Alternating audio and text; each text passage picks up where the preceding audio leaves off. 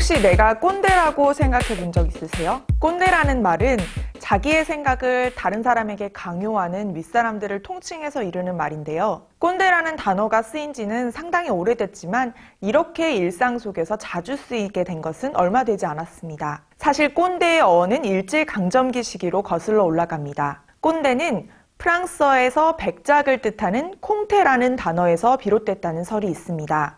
일제강점기에 이완용 등 친일파들이 일제로부터 백작이라는 지위를 수여받았는데 스스로를 이완용 콩테, 일본식 발음으로는 이완용 꼰대 이렇게 불렀다고 합니다. 이를 조롱하고 비판하는 말로 꼰대짓이라는 단어가 생겼다는 설입니다.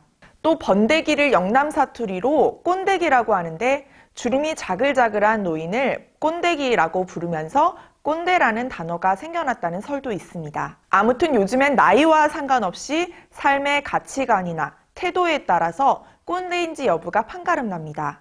인터넷에서는 꼰대 테스트를 통해서 자기 검열을 하기도 하는데요. 젊은 사람들은 노력을 안 한다거나 내가 젊을 때는 이러이러했다라는 말을 자주 한다면 자신이 꼰대의 기질이 있는 사람일 수도 있습니다. 꼰대에 대한 비판적인 시각은 문화 콘텐츠 곳곳에 반영되고 있습니다. 특히 출판계에서는 꼰대를 주제로 한 책들이 많이 출간되고 있습니다. 지난달에는 순수 꼰대 비판이라는 책이 출간됐고 작년에는 꼰대 김철수라는 에세이가 인기를 끌기도 했습니다. 대체로는 꼰대를 비판하거나 또 꼰대에 대처하는 방법을 알려주거나 스스로 꼰대가 되지 않기를 경계하는 책들이 대부분입니다. 최근에는 예능 프로그램까지 꼰대를 주제로 만들어지기도 했습니다. 케이블 채널에서 더 꼰대 라이브라는 예능이 있었는데요. 꼰대 기질이 있는 연예인들이 나와서 꼰대 테스트를 받는 형식이었습니다. 특히 10대, 20대, 30대 패널들이 나와서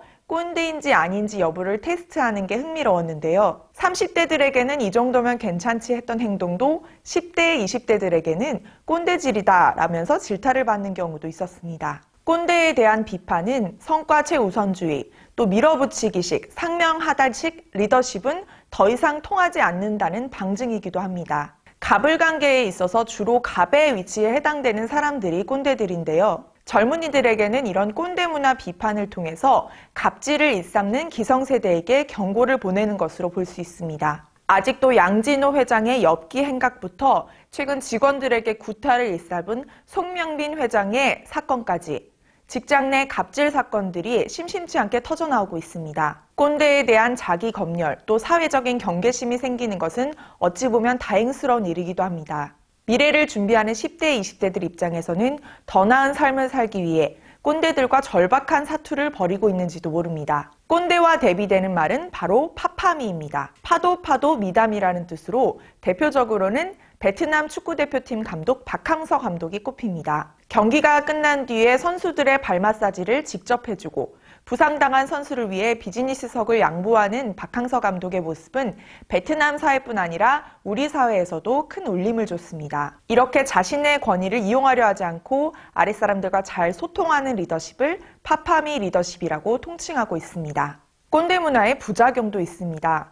기본적인 원칙을 지키는 사람인데도 바로 꼰대라고 낙인 찍고 비난하는 경우가 있는 건데요. 꼰대라는 프레임을 역으로 이용해서 남을 헐뜯고 혐오를 부추기는 경우도 분명히 있습니다. 결국 꼰대라며 남을 모욕하는 사람이 알고 보면 진짜 꼰대인 경우도 많습니다. 꼰대가 되지 않기 위해 자신을 돌아보고 주변을 살피는 일도 필요하지만 꼰대라고 남을 함부로 헐뜯는 것도 조심해야 할 부분입니다.